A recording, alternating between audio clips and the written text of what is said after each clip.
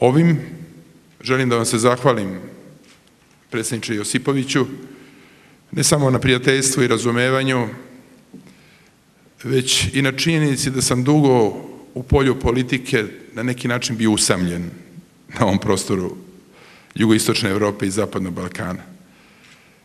Usamljen u svojim namerama da na drugačiji način vodim politiku.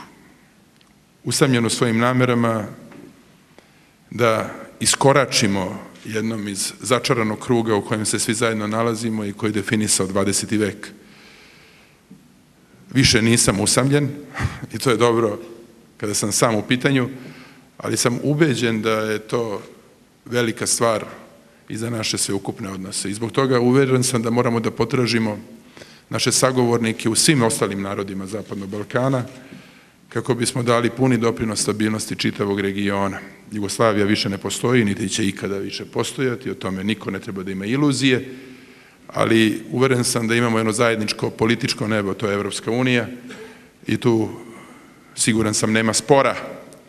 Na taj način ćemo u političkom smislu ponovo na izvestan način biti zajedno, a opet i dovoljno razdvojeni da niko nikoga ne ugrozi.